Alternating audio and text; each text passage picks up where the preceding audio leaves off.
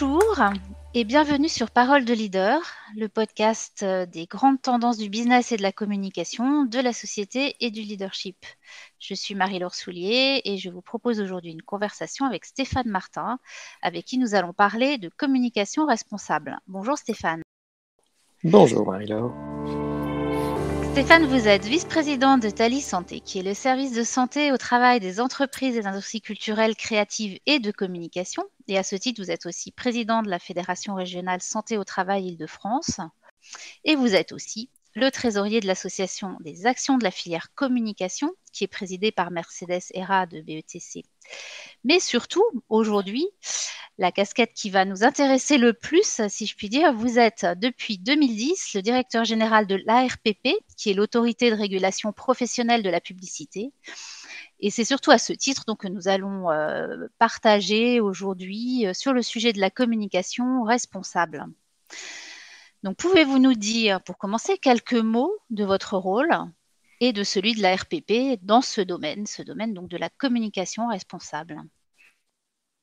La communication responsable est finalement l'ADN même de cette autorité de régulation professionnelle de la publicité, puisque dès 1935, nos grands aînés, les annonceurs, les agences, les médias, alors à l'époque c'était bien sûr beaucoup plus la presse que d'autres médias, avaient la conscience qu'il fallait communiquer de manière donc responsable, de manière loyale, de manière véridique, et qu'il fallait pour ce faire s'organiser ensemble, c'est-à-dire accepter que des donneurs d'ordre et des partenaires, des concurrents entre eux, vont quand même s'établir un socle de règles. Et ce principe d'origine demeure, évidemment il s'est adapté et il s'est élargi à l'ensemble des médias, mais ce principe d'avoir dans une même organisation avec qu'un financement des professionnels eux-mêmes, sans appel aux finances publiques, demeure, qui est les annonceurs, les agences et les médias, avec une ouverture sur la société civile dont on parlera, ensemble, fixent des règles et ensuite financent une structure que je dirige, donc, qui est cette autorité de régulation professionnelle de la publicité, qui est une structure de 25 salariés, essentiellement des juristes, pour justement accompagner la bonne application des règles de communication responsable qu'une profession tout entière s'impose. Et avant toute autre loi, puisque historiquement, il n'y avait pas de loi véritablement sur le contenu des messages publicitaires, et ça montre bien qu'il y a déjà eu ce bon sens finalement de nos aînés à s'organiser pour chasser la mauvaise pub et s'imposer une progression, une démarche finalement continue et d'amélioration de la publicité, bien sûr au regard de ce qu'était la réalité des époques et des médias, mais en tout cas de s'imposer ces règles. C'est ça en fait l'autorégulation, c'est donc une haute valeur éthique, d'ailleurs on peut le dire, puisque c'est quand même chaque année un investissement qu'une profession s'impose dans son autorégulation. Ce n'est pas que franco-français, on trouve ça dans tous les pays, en tout cas les pays démocratiques, on trouve ça chez tous nos voisins européens, mais nous sommes, après les États-Unis, les premiers en Europe à avoir cette structure interprofessionnelle, tripartite, et depuis l'année dernière encore plus élargie, en accueillant dès notre conseil d'administration des associations au sein même de la gouvernance. Merci pour ces précisions sur effectivement le rôle de l'ARPP, donc un acteur clé au cœur de cette problématique de la communication responsable. La communication responsable, justement, c'est une expression qu'on entend beaucoup. Est-ce qu'on sait ça? Il y a une petite définition alors. Qu'est-ce que ça veut dire exactement pour vous? Est-ce que c'est différent de la communication sur la responsabilité d'entreprise? Est-ce que c'est différent de la communication sur le développement durable, la communication sur les sujets environnementaux? Comment vous définiriez cette communication responsable? Alors, il y a beaucoup d'ouvrages, bien sûr, qui vont le définir, mais à l'ARP, on va dire que c'est surtout d'intégrer les enjeux écologiques, sociétaux, sociaux des actions de communication. C'est déjà pas de ne colorer trop en vert uniquement cette problématique de communication responsable. Depuis très longtemps, l'autorité de régulation et les règles professionnelles. Il y en a de manière spécifique dès 1967, ou une règle un peu socle sur l'image de la femme, par exemple, dès 1975. Donc, les sujets, on va dire, de représentation, puisque c'est plus ça la notion de communication responsable, c'est s'imposer des limites dans les représentations, tout en étant de la communication commerciale, avec des limites, mais ces limites ne devant pas tomber dans ou une sorte de censure ou d'autocensure ou voire même de politiquement correct, on va dire. Il faut aussi rester un élément de ce qu'est la communication, c'est-à-dire une force d'engagement. Alors c'est pour ça qu'il faut différencier avec ce que vous mentionniez, c'est évidemment, ce n'est pas forcément la communication que de la RSE, de l'entreprise. C'est important, mais la communication responsable est beaucoup plus vaste, plus large, elle commence plus en amont d'ailleurs que les actions RSE seules, même si finalement la RSE, on le sait, est ce qui est ou ce qui devrait être le plus transversal et surtout être porté dès la tête de l'entreprise. Donc, c'est en même temps, c'est pas que du washing. Alors, on parle de greenwashing, on parle de social washing, on peut parler de plein de choses. Donc, ce n'est pas que les sujets environnementaux, ça l'est beaucoup et c'est normal, puisque là, on est clairement dans une vraie transformation, une vraie transition. Ce n'est pas non plus que des aspects techniques ou technologiques. Hein. Bien sûr, une communication responsable et respectueuse, par exemple, des données personnelles, c'est la moindre des choses, et du consentement, même s'il y avait sûr maintenant des règlements européens traduits dans les textes nationaux. Donc, c'est aussi, que ce soit dans la transition écologique, la transition numérique, la moindre des choses que d'être responsable, mais c'est pas simplement justement ces sujets-là, c'est finalement plus vaste. C'est une communication qui doit passer du statut de responsable à finalement une communication engagée, parce que une communication qui fait société. Donc Donc, c'est voilà un une peu ce qu'on communication pourrait peut-être engagée, oui. résumer. Ouais. L'engagement a été vraiment un mot important, je trouve, cette communication engagée. Est-ce qu'on peut aller jusqu'à une communication militante? Pourquoi pas? Vous allez nous dire ce que vous en pensez. Et on peut aussi se poser la question en tant que communicant, justement, de l'endroit où on peut aller exercer cette communication responsable et engagée. Est-ce que on peut vivre cette aspiration dans tout type d'entreprise, ou est-ce qu'il faut choisir certains secteurs ou certaines cultures plus réceptifs à ces problématiques, par exemple? Il faut justement pas exclure, à vrai dire, et surtout bien vrai que tout chef d'entreprise, toute activité finalement est par essence communicante, parce que en tout cas dans nos économies où il y a une offre, ou en tout cas il y a une liberté d'exercer, et c'est dès qu'il y a cette liberté d'exercer, donc avec la limite qui peut être fixée sur certaines activités, mais justement pour toutes les autres, il faut intégrer et accepter qu'il y ait cette liberté de communiquer. Ça, c'est un combat qui n'est pas toujours si simple à rappeler. Toute activité qui est libre d'entreprendre doit être libre de communiquer dans les limites, et c'est là où intervient justement des dispositifs d'autorégulation qui sont complémentaires de dispositifs réglementaires ou dispositifs législatifs. Mais au minimum, bien intégrer ce diptyque liberté d'entreprendre, liberté de communiquer de manière responsable. Et c'est pour cela que, quelle que soit la taille de l'entreprise, quelle que soit l'activité, finalement, il n'y a pas les bons et les moins bons. Après, évidemment, je vois les sujets poindre sur la nature même de l'activité.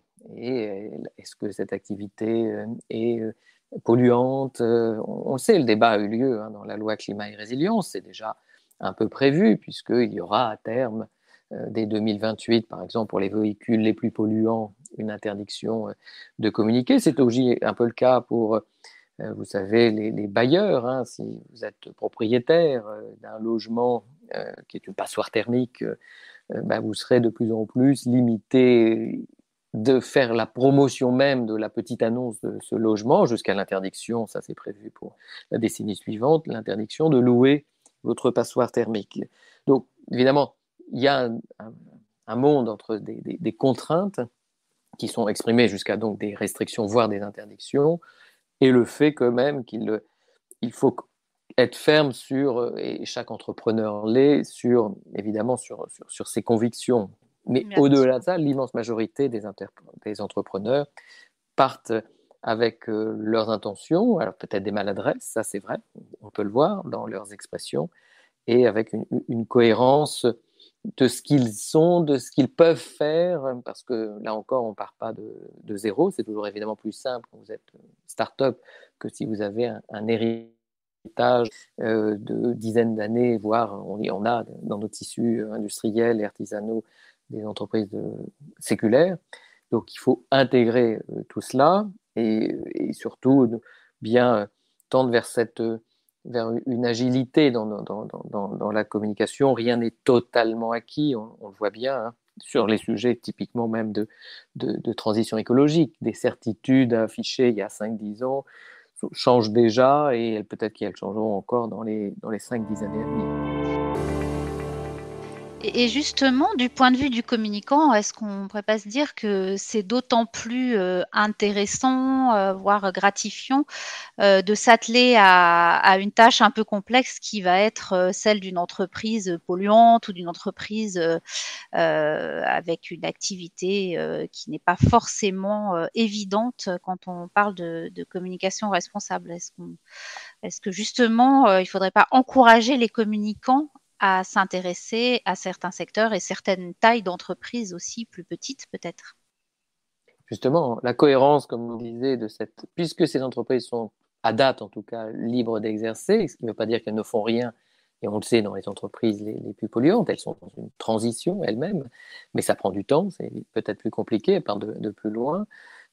Donc il faut être cohérent, donc justement ne pas s'interdire et aider, parce que c'est par la communication et on le sait tous, les communicants le savent, que la communication a des vertus externes, mais aussi quand même aussi des vertus internes d'adhésion. Et c'est pour ça qu'elles doivent être portées, et cette communication doit être portée dès le plus haut niveau, parce qu'il y a un effet d'entraînement qui est nécessaire déjà de l'interne, des partenaires les plus proches de l'interne, ça peut être bien sûr les actionnaires comme les fournisseurs, et puis bien sûr les prospects, les consommateurs, les citoyens finalement au sens large, parce que les entreprises, quelle que soit leur taille, sont dans une société, dans une collectivité. Donc vous avez tout à fait raison, il faut justement mettre tous ces talents, toutes ces compétences au service de l'ensemble du tissu et ne pas se fermer à certains métiers ou à certaines entreprises, certaines activités, ne pas aller, j'ose dire, presque jusqu'à la facilité. On fait a priori ces métiers-là parce qu'il y a des défis à relever. Alors, de façon concrète, qu'est-ce qu'on peut faire justement? Est-ce que vous avez identifié au sein de l'Arbre les grands problèmes du moment, les grandes priorités à résoudre absolument? Et puis aussi peut-être des sujets plus faciles et qui peuvent faire une différence très vite. Mais il faut évidemment d'ores et déjà, mais on le voit très souvent puisqu'on a cette capacité de voir beaucoup de choses avant diffusion, c'est la mission de l'ARP en grande partie, c'est quand les stratégies s'orientent sur des impacts positifs ou un minimum neutre, mais surtout positifs, quand il y a des territoires justement d'engagement, parce que c'est plus ce terme-là qu'on retient entre nous, on le voit, c'est cette idée que c'est par l'engagement qu'on arrivera à faire adhérer, qu'on arrivera à faire bouger. Bien sûr, le rôle de la communication est d'aider aussi les professionnels quand on est communicant, c'est qu'on soit à l'extérieur ou dans l'entreprise, c'est d'arriver de trouver cette singularité, ce caractère très spécifique. Il y a toujours des cultures d'entreprise, il y a des racines dans les entreprises, il faut travailler et puis peut-être pas trop se perdre au-delà d'enjeux réels et avoir en tête qu'il y a toujours une marque à produire, c'est-à-dire que la communication doit aussi, à un moment ou à un autre, servir la marque, hein, en le rappelant, la marque peut être commerciale comme elle peut être d'une collectivité locale, par exemple, hein, ou d'une institution. Et puis, il faut faire confiance aussi aux acteurs eux-mêmes dans l'entreprise, a fortiori quand il y a de jeunes générations qui sont sur ces sujets de communication responsable d'ores et déjà mobilisés. On ne va pas à l'encontre, on ne vient pas heurter quand on parle de communication responsable, particulièrement les jeunes recrues, même un peu moins jeunes. Donc, c'est déjà un bon point. On peut construire à partir de ça, mais on ne peut pas le faire. Et c'est pour ça que parfois des greffes RSE ont du mal à se faire si elle ne tient pas compte de ce qu'est l'entreprise, de ce qu'est son savoir-faire, de ce qu'est sa place dans le tissu. Et donc, c'est là encore, on en vient presque aux principes originels. C'est-à-dire qu'évidemment, il y a un principe de véracité, mais au vrai sens du terme, pas véracité parce qu'on mentirait ou on cacherait des choses, mais c'est par l'ADN vrai de la société qu'on peut construire en cherchant, c'est vrai, parce qu'il faut parfois marquer son territoire, il faut chercher des gains symboliques pour commencer, même si tout ne doit pas être, loin s'en faut, dans le symbole. Et là encore, bien sûr, tout ça doit s'appuyer sur des réalités concrètes. On en vient toujours à ce qu'est une règle un peu centrale dans la déontologie publicitaire, qui est cette recommandation développement durable, mais qui implique beaucoup d'être justement proportionné hein, dans ses objectifs. Donc, il y a de l'humilité à avoir quand on est finalement communicant en communication responsable, mais humilité ne veut pas dire ne rien faire ou être défaitiste, c'est plutôt l'inverse, mais bien proportionner au regard de ce qu'est l'entreprise et de ce que l'on peut dire à date, sachant que c'est une démarche de progrès. C'est aussi ça qui est de l'optimisme à avoir pour les communicants, c'est que je dirais qu'on est, même si c'est déjà en place depuis quelques années, évidemment, ces sujets, mais ils sont loin d'être non terminés, et puis parce qu'il va falloir accompagner. De toute façon, les objectifs mondiaux, hein, les accords de Paris, c'est des objectifs, on les connaît, 2030, 40, 50, donc pour les jeunes communicants, ils seront là justement encore jusqu'à cette période-là. Moi, un peu moins, mais en tout cas pour les jeunes, c'est sûr. C'est sûr. Donc oui, effectivement, une attitude d'humilité, mais tout en gardant un certain courage, en avançant avec les bonnes priorités qui correspondent bien effectivement aux enjeux de l'entreprise et à sa culture. Hein. Vous nous parlez d'ADN. Donc un vrai beau sujet effectivement pour les communicants, avec de nombreux sujets à prendre à bras le corps, pas à pas. Je trouve intéressant que vous parliez d'humilité. Effectivement, c'est une posture certainement très, très intéressante à mettre en avant dans ce domaine, pas aller trop vite non plus. Et du coup, une manière de mettre en œuvre son travail pour son métier, pour un communicant très fine et subtile. Et vous pensez que quand les communicants sont tous bien armés pour porter ce sujet, est-ce qu'ils sont aujourd'hui mieux préparés que ce que pouvaient l'être les générations précédentes, par exemple, ou pas? Est-ce qu'en termes de formation, de cursus, vous voyez des choses intéressantes se mettre en place? Quel est votre avis sur ce point-là? En formation initiale, pour être nous-mêmes sollicités ou même intervenants, et on le fait avec énormément de plaisir, c'est le cas en fait. C'est le cas et c'est vraiment intégré dans les cursus, quels qu'ils soient d'ailleurs, dès, parce que je suis beaucoup dès les infocoms, hein, y compris Oui. des BTS et IUT par exemple, et jusqu'au master, hein, c'est intégré, que ce soit d'ailleurs public comme privé. Donc, mais c'est aussi parce que c'est une attente en fait. La jeune génération ne comprendrait pas qu'il n'y ait même pas ces sujets abordés Bien sûr. dans leur cursus initial.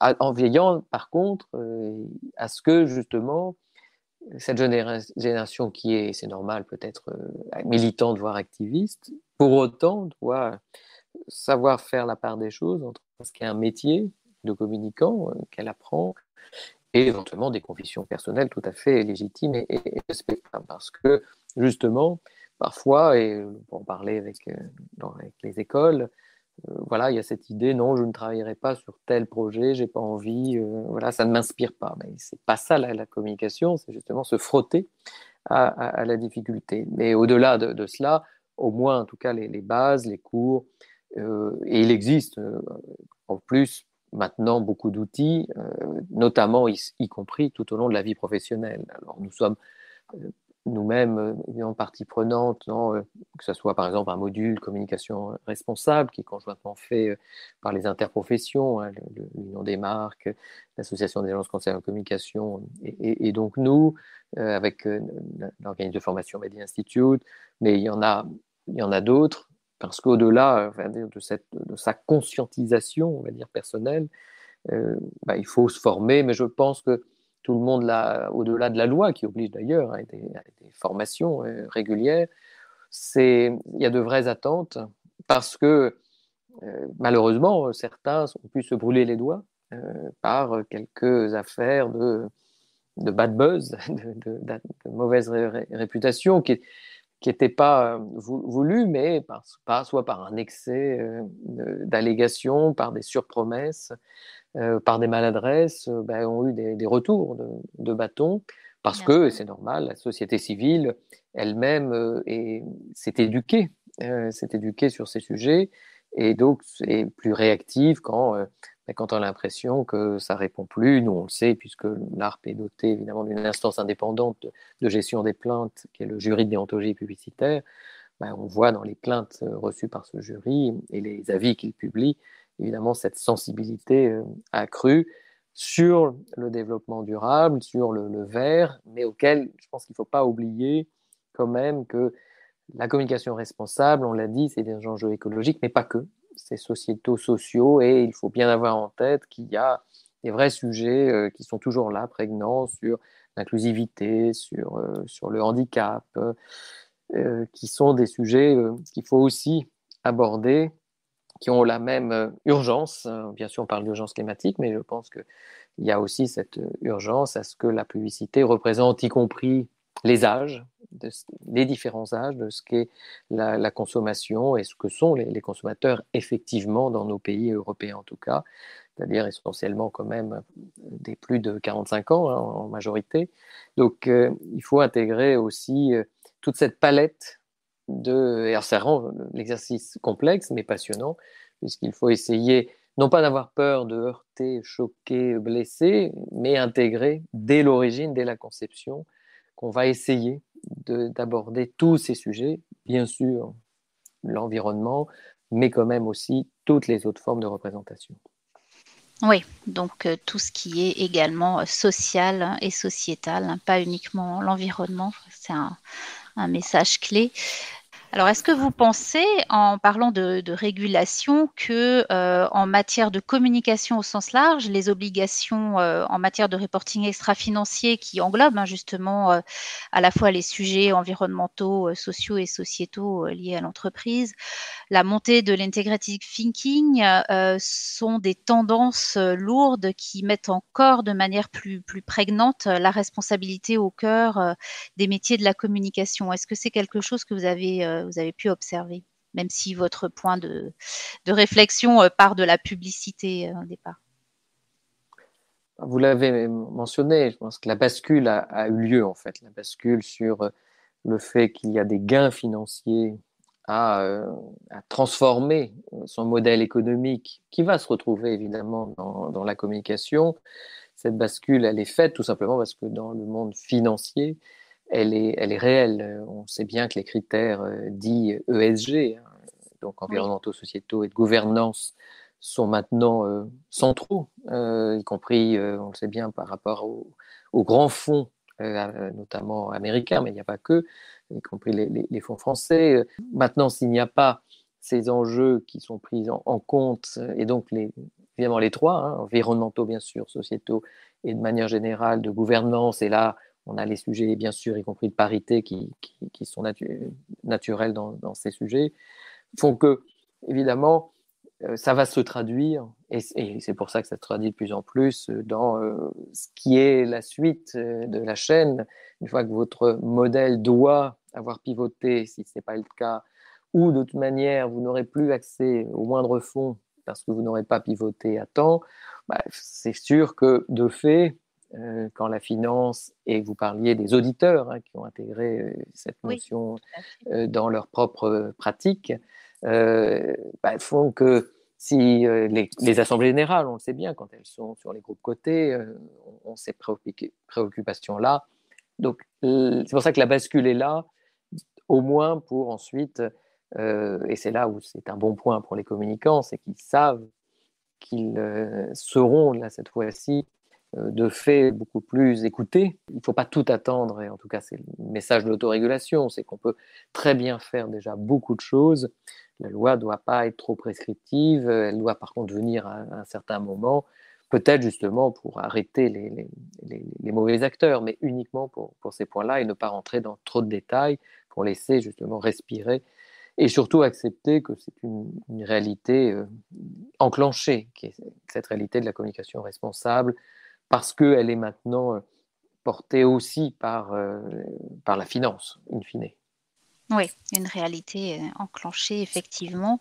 Est-ce que vous auriez un tout dernier conseil ou recommandation pour les praticiens de la communication responsable? Restons humbles dans nos promesses, dans les allégations qu'on veut porter. C'est peut être un peu contre-intuitif, c'est vrai quand on est communicant, mais en cette matière, et il faut toujours modérer. En même temps, on l'a dit, être vraiment confiant dans les compétences et puis les acquérir si elles manquent éventuellement. Quand même se dire que c'est un très beau métier, c'est parfois un peu oublié. Je sais que il y a peut-être une culture un peu française parfois de dénigrer la communication, surtout la publicité. Aussi être quand même très optimiste dans l'intelligence des récepteurs de nos communications.